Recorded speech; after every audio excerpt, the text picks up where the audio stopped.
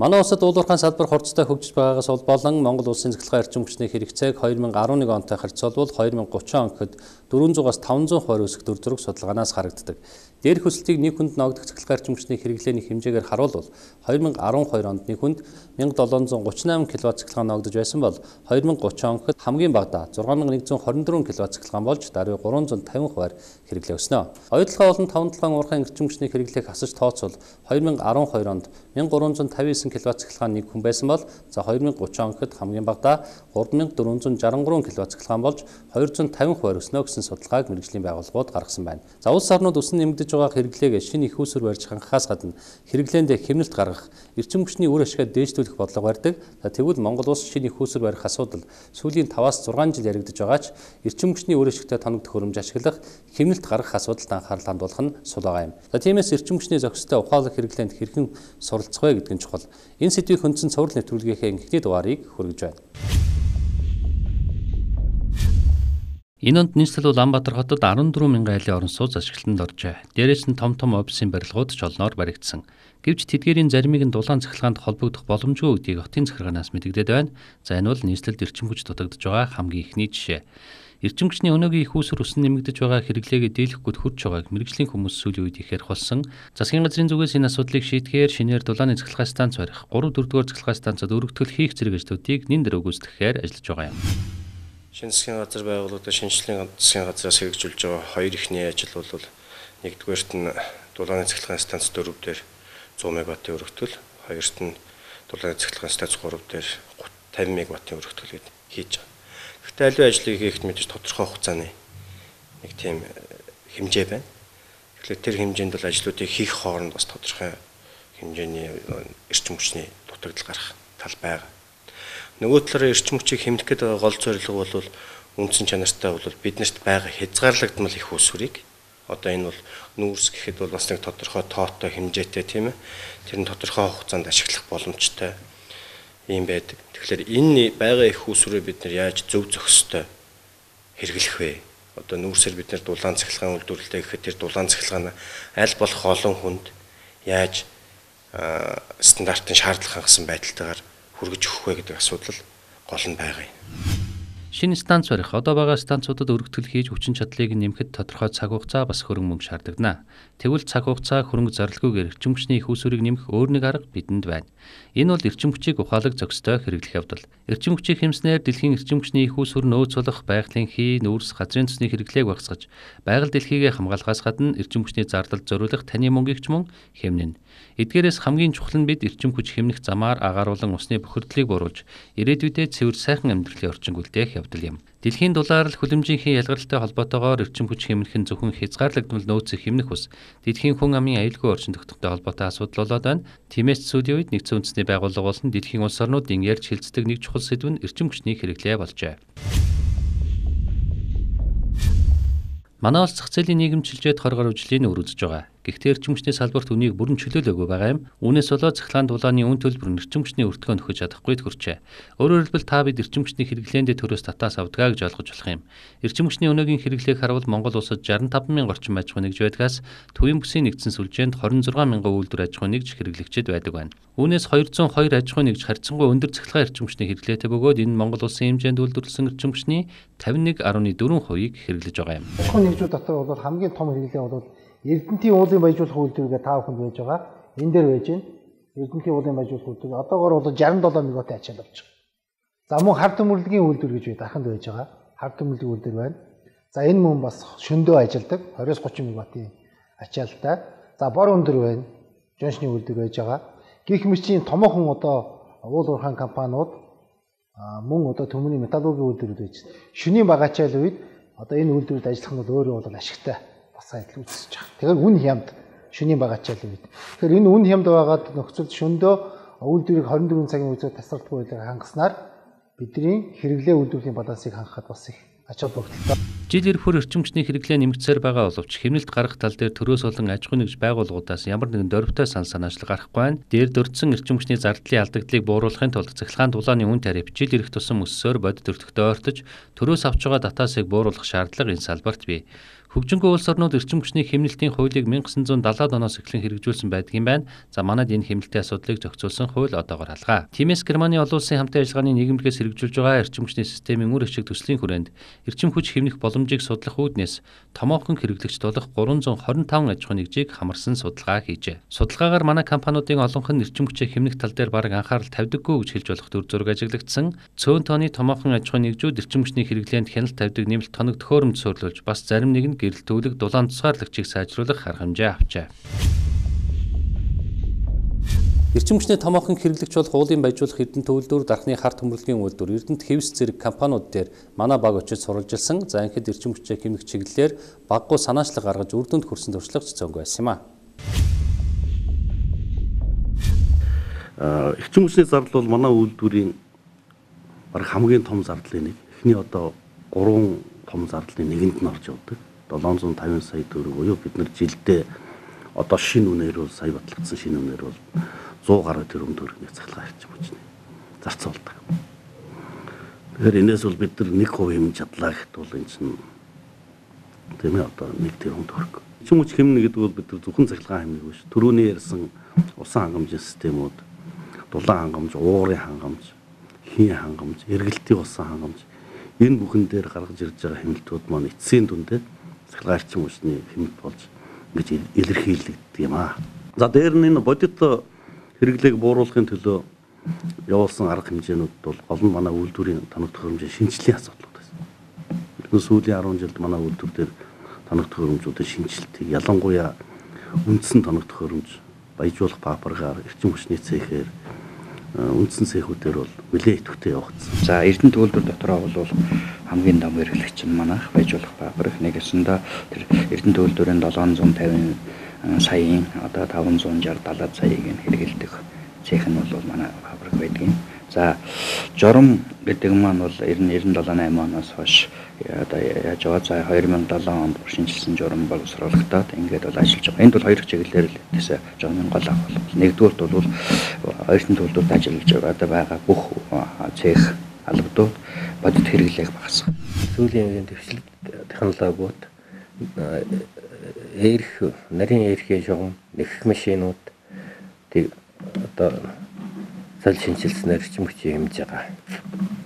Энэс гадна өөрсдийн инженер техникийн зүйн санаачилгаар 2005 оноос хойш зарим нэгэн одоо технологийн тоног төхөөрөмжүүдийн цахилгаан хөтөлбөрт инвестор суулгуулснаар тухайн тоног төхөөрөмжүүдэд хэрэгжилж байгаа цахилгаан эрчим хүчийг 20-40% хэмнэх боломж бүрдсэн. Өвлийн улирлуудад одоо сонгоноос дулаан алдах алдлыг нэлээх бууруулах, дулаалгыг сайжруулах арга хэмжээ авснаар 10-аас 10% хэмнэх одоо боломж бүрддэг. Мөн хэрэгжилж байгаа уурын шугамуд ялангуяа бид нар ноосох байх үйлдвэрт болохоор автомат технологийн процессд автоматжуулалтыг нэвтрүүлж автомат одоо хаалтуудыг суурлуулснаар уурын хэрэглээг бол бас багасгах боломж бүрдэж байгаа. Эрчим хүчний хүн тариф нь эрчим хүч хэмнэх гол хүчин зүйл мөн гэж санал асуулганд хамрагдсан 141 аж ахуй нэгж хариулсан байна. Тиймээс томоохон үйлдвэр аж ахуй нэгжүүд зардлаа бууруулахын тулд эрчим хүчний зардлаа багасгах тал дээр нэлээд анхаарал тавьж ажиллажээ. Харин хөрөнгө оруулалт хийх санхүүгийн их үүсвэр дутмаг жижиг дунд аж ахуй нэгжүүдэд хуулийн зохицуулалтаар асуудлыг шийдэх нь илүү оновчтой хэлбэр юм. Судалгаанд хамрагдсан аж ахуй нэгжүүдээс 14 аж ахуй нэгжил эрчим хүчний хэрэглээндээ аудит хийлгэсэн байсан. За ингэж аудит хийлгэж эрчим хүчний зардлаа тодорхойлуулснаар ямар ашиг гарсныг дараах харилцаагаас хамтдаа харъя. Орхон улсын хувьцат компани хэмжээнд өнөөдрийн байдлаар нийт одоо үйл ажиллагааны одоо зардлын 40 гаруй хувийг бол эрчим хүчний зардал эзэлдэг.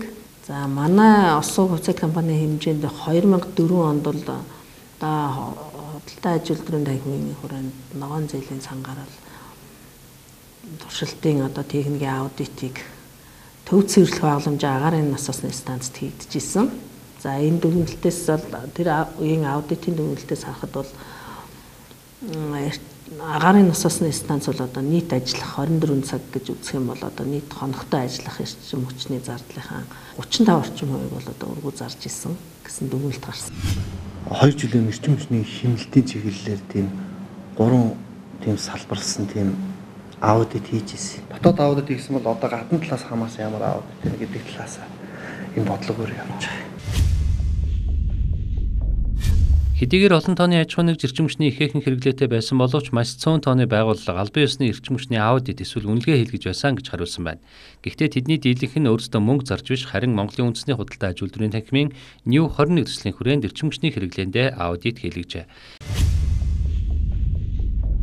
Эрчим хүчний энэ хэмнэлтийн чиглэлээр эрчим хүчний аудитын чиглэлээр бол хоёрын хвшлүүдэд сэжим түлхэц хөшүүрг өгөх зорилгоор хамгийн түрүүнд 20 гаруй компаниудад эрчим хүчний аудитыг хийсэн. Эрчим хүчний аудит хийснээр компаниуд өөрийнхөө компани үйл ажиллагаанд эрчим хүчийг яаж хэмнэх, эрчим хүчний хэд их хэрэглээ хаана явагдаж байна. Бүтээгдэхүүний өөрийн өртгийн эзэлж байгаа эрчим хүчний зардлыг бууруулах, усны хэрэглээг багасгах, усаа эргүүлж ашиглах гэх мэтийн энэ одоо доктортой бизнес гэж нэрлэгддэг. Энэ орчин үеийн хандлага болоод байгаа. Энэ бизнесийн загвар руу ороход нь бол их чухал ач холбогдолтой болсон. Эрчим хүчний үр ашгийг дээшлүүлэх, эрчим хүчний хэмнэлтийг бол дээд зэрэгээр компани төвшөнд явуулах төдийгүй Монгол улсын төвшөнд энийг хууль эрх зүйн орчныг бүр сайжруулж эрчим хүч хэмнэлсэн, эрчим хүчний үр ашгийг дээшлүүлсэн аливаа аж ахуй нэгж байгууллагууд бусдаас илүү үр ашиг хүртэж байдаг ийм одоо хөшүүргийг суулгаж өгөх нь бол цаашдын зорилт болж байна. Энэ бүхнээс үзэхэд эрчим хүчний хэрэглээгээ багасгах замаар компанийн зардлыг бууруулах, цаашлаад байгаль дэлхийгээ хайрлах улсад хувь нэмрээ орлох тухай ойлголт бидэнд тутамг байгаа юм. Монголын үндэсний худалдаа аж үйлдвэрийн танхимаас 2004-өөс 2007 онд New 21 төсөл хэрэгжүүлж эрчим хүчний аудит хийсэн ч хувьд эрх зүйн зохицуулалт байхгүй улмаас дээрх арга хэмжээг тогтмол явуулж чадалгүй зогсоосон байна. Эрчим хүчний аудитыг тогтнолжуулахын тулд эхлээд энэ чиглэлийн мэрэгжилтэн буюу аудитороо бэлдэх шаардлагатайг энэ салбарынхан хэлж байна. Манай эрчим хүчний сургууль бол эрчим хүчний салбарын мэрэгчлэн бэлтгэх сургуулийн хувьд эрчим хүчний хэмнэлтийн асуудал дээр анхаарал хандуулж энэ талын мэрэгчлэнүүдийг бэлтгэх талаар бол бодлого боловсруулж байна. Эрчим хүчний менежер, эрчим хүчний аудитор бэлтгэх асуудлыг бол төлхөө оруулж өгж байгаа. За ерөөсөө эрчим хүчний менежер гэдэг хүн бол эрчим хүчний салбар дээр явагдаж байгаа засварын ажлууд хэр чанартай явагдав. Зөвхөн эдийн засгийн асуудлаар хэмнэлтийг ярих биш. Энэ хэмнэлтийг бид нэр техник технологийн шинжилгээг хэрхэн яаж хийж хэмнэлтийг бий болгох вэ гэдэг талаас нь төлхөө бас анхаарах хэрэгтэй. За дараагийн нэг асуудал бол эрчим хүчний аудитор. За энэ аудитор хийх хүн маань ямар хүн байх ёстой вэ гэхээр эрчим хүчний хэмнэлтийг хийх эдийн засгийн бодлого, шинэ техник технологийн бодлого дээр дүгнэлт гаргаж байна. Эрчим хүчний үн тариф нь өөрийн өртгөө нөхөж чадахгүй татаасаар явж байгаа тухай дээр дурдсан. Европт альва байгууллага аж ахуйн нэгжийн эрчим хүчний зардал нийт зардлын 20-оос 30% эзэлдэг бол манайд энэ үзүүлэлт 10%-тай байгаа.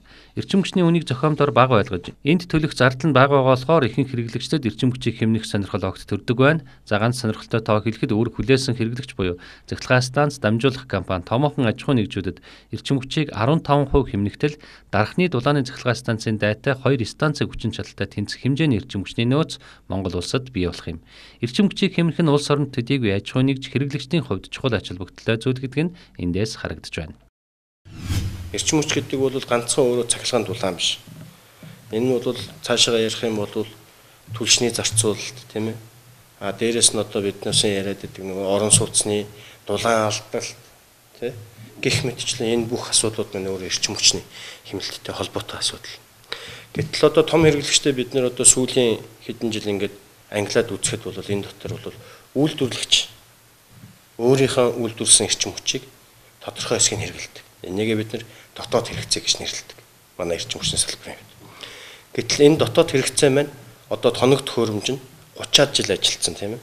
Тэр тоног төхөөрөмжийн өөрийнх нь үр ашиг хэр хэмжээнд байх вэ? Тийм ээ.